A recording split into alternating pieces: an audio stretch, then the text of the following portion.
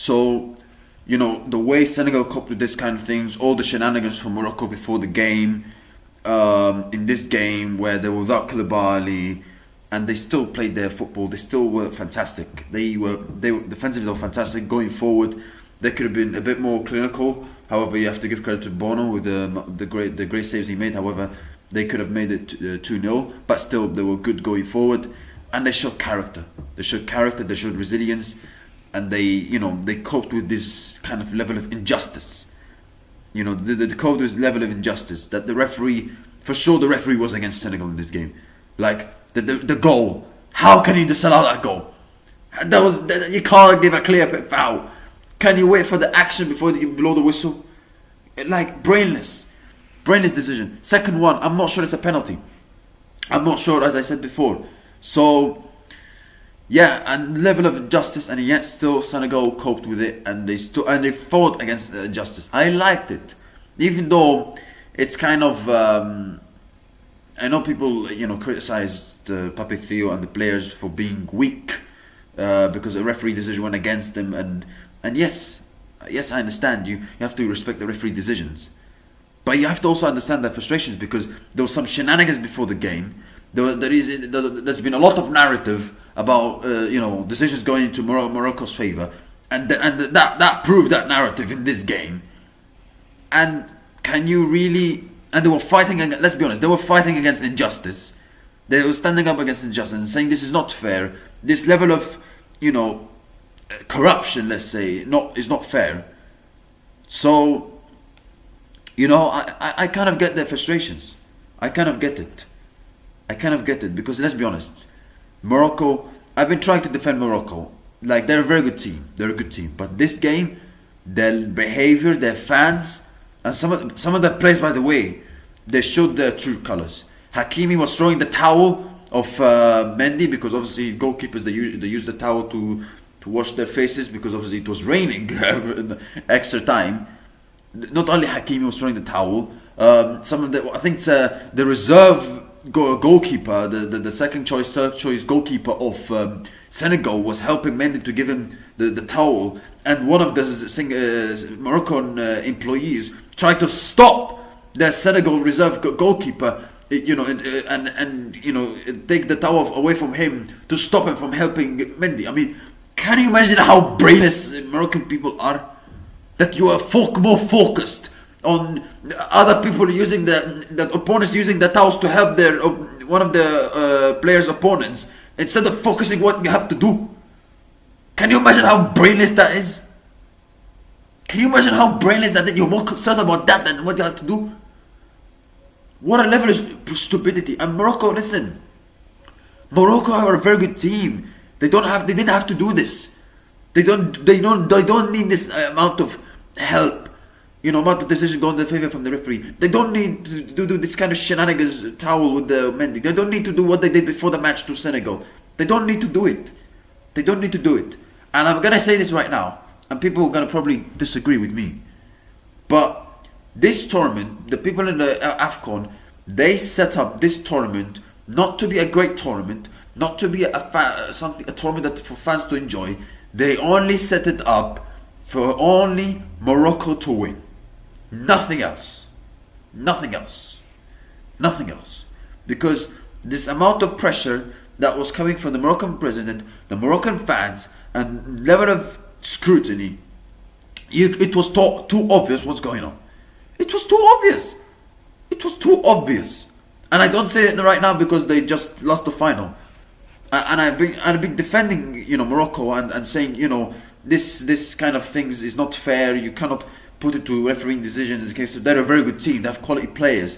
It does not all come from refereeing decisions, etc. They have quality players, Morocco. They're not a scrubs team. But the way they acted this whole final thing, I have no sympathy for Morocco players, fans, coaches. I have no sympathy. No sympathy at all. Because the way he acted was disgraceful. The way they acted was disgraceful. The behavior was disgraceful. The towel thing was disgraceful. Everything about them in this final was disgraceful. Everything was disgraceful. And when you see the people from what Hossein, the coach of Egypt, was complaining about the things that was happening before the game, the hotel, etc. I was like, what are you talking about? We didn't lose because we lost a game against Senegal because we were terrible. But when you see this kind of thing, it's like this kind of thing can have a role. Every team is complaining about that. Every team. It's not just Egypt. Every team. Senegal was complaining about that. Nigeria, Algeria. Like, the refereeing in AFCON has been absolutely terrible. And I even made a warning about that. I think after the Algeria-Nigeria game, I said, these AFCON referees need to improve in the semi-final final. Otherwise, the decisions, if they keep making these kind of bad decisions, the influence is going to become higher and higher and higher and higher. And look at what happened. Look at what happened. It's not fair. It's not fair. But this is AFCON. Of course there's going to be some shenanigans. Let's be honest. Of course there's going to be some shenanigans. And I sympathize. I applaud the way Pt2 and these players did. That is like, okay, we're going to stand up against this level of injustice. We don't agree with it. We're going to walk off the pitch. And I completely agree. I completely agree. And people say, oh, Brahim Diaz missed the penalty on purpose. I'm not sure about that. If he really missed the penalty on purpose, then before the penalty, why did he kiss the ball twice? Why did he kiss the ball twice? And imagine trying to justify a penalty being missed on purpose when he took a Panenka, a terrible penalty. Are you serious? Like, you know, so listen, congratulations to Senegal. They deserved winners. And listen, Senegal, after winning the AFCON and after the World Cup, they've had a difficult period where they got knocked out in the AFCON 2016, I think, 2024, I think last 16, if I'm not mistaken. And they, you know, Papa Cisse left the team, and, you know, Pt2 came in, and you think like, okay, this new era of Senegal, how is it gonna go about it? But he's done a fantastic job. They qualify for another World Cup, even though they have a tricky group, and winning the AFCON, well, let's be honest, it's not the best Senegal. It's not the Senegal that was better in 2022, but they still found a way to win. The level of experience, the level of quality, that's what won them, and the mentality as well. The amount of things that was going against them before the game in this game, their mentality to cope with it, the pressure from the fans as well. Well, that was not easy. Moroccan fans were supporting Morocco and making a lot of noise, and the way they coped with it, Senegal, was fantastic. So I admire a lot their mentality. Absolutely admire a lot. So congratulations for winning the AFCON. And Mane, that's two AFCONs, Sadio Mane. 2 AFCONs, twice. He's now won 2 AFCONs. I mean, for sure, he's up there, one of the greats in terms of the best African legends. In terms with Samuel Eto'o, Yaya Toure, he's won 2 AFCONs. He went Senegal to qualify for a couple of World Cups now. And yes, this new generation of Senegal is much better than Senegal had, like, let's say, in the noughties or the 90s. But again, you know, you have to execute that level of good golden generation you had. You have to execute it. You know, it's not a guarantee that when you have a golden generation you're going to win trophies. Look at England and Belgium. So you have to give a lot of credit. Mane has been obviously one of the key players for Senegal. Mendy, he's still got an absolutely fantastic performance from him. The defenders of Senegal were fantastic as well. Like I said, Papa Gueye, Lamine Camara, I thought they absolutely bossed it. So congratulations to Senegal. They absolutely deserve to win the AFCON. So congratulations, well done. And I hope their fans, the players and the manager enjoy it, despite this the amount of things that happened in this game. So yeah, and the fact that I think the way they won this game, Senegal, it for sure gives the extra satisfaction to them.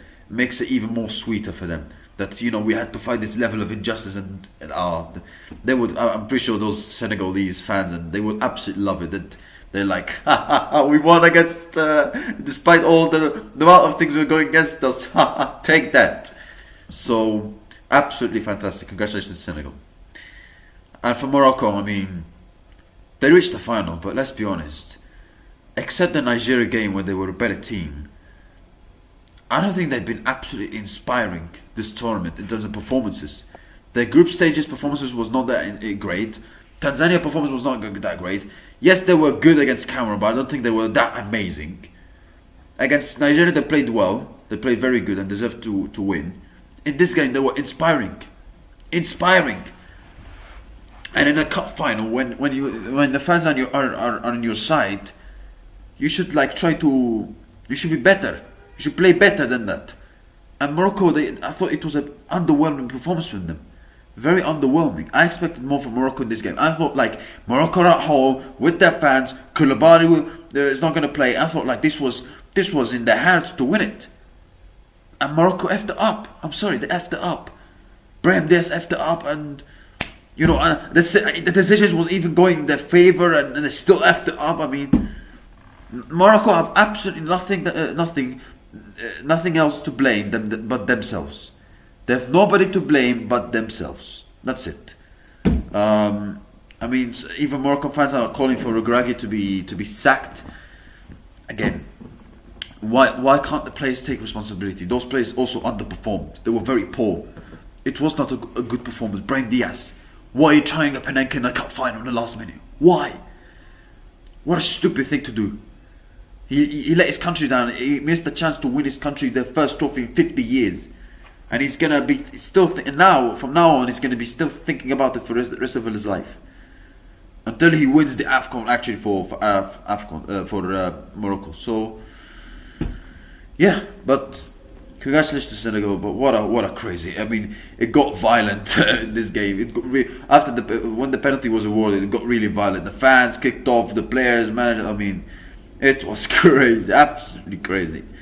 But that's AFCON for a reason. So. What a great final! In terms of drama, in terms of play, action in the match, chances. It was a fantastic match. What a brilliant game. Let's move on to other leagues. Barcelona lost 2-1 to Real Sociedad. That means Barcelona are now 1 point ahead of Real Madrid. Some of the decision was going against Barcelona. Again, we still talk about refereeing decisions. There are 3 goals disallowed for offside. One of them where Lamine Yamal was offside. I'm not really sure about that decision. Frankie De Jong and Hansi Flick were complaining about the referee. I understand their frustrations because that a lot of things was. I think Barcelona played well in this game. They still played well. They had 25 shots and they still create a lot of chances. They were just unlucky with the amount of decisions were going against them. Some of the disallowed goals. Rashford scored the equaliser, but then a minute later Barcelona conceded. Defensively they were quite all over the place. So yeah, I mean, yeah, it was bad luck from Barcelona's side. You still have to give credit to Real Sociedad because they executed that well in terms of the high line, because Barcelona, they know that Barcelona like to play with attack with high pace, and I think Real Sociedad did well with that high line and to cause Barcelona have 3 offside goals. And also, Real Sociedad tried to attack as well. It's not like they parked the bus until the last 5 minutes. Well, obviously they had to do that because they're down to 10 men. They tried to play, they tried to attack, and they created chances. So you have to give them a lot of credit. Even when they conceded, they still tried to attack. So and they conceded and they scored after Rashford scored straight away. So you have to give congratulations to Sociedad for the win. Barcelona, I still think that the favourites to win La Liga, but obviously this loss makes them now 1 point ahead of Real Madrid. Premier League, Wolves drew 0-0 with Newcastle. Aston Villa lost a good opportunity to go 4 points behind Arsenal after losing 1-0 to Everton. I mean, Unai Emery had a awkward interview after that. I think he's mostly not happy that he probably wants the signings of Aston Villa in this transfer window. So maybe he's disappointed in that because he wants the backing from the owners, but because of PSR, that's what preventing Aston Villa from to sign players. But yeah, Aston Villa missed a brilliant opportunity to go 4 points behind. But you have to give credit to Everton. I mean, Everton did a very good job in this game to win this game. So yeah. AC Milan also won their game against Lecce Serie A. AC Milan won 1-0 against Lecce, another clean sheet for Allegri's side, as they go back to being 3 points behind Inter. That's it, guys. Thank you. Have a nice day. See you next time, and goodbye.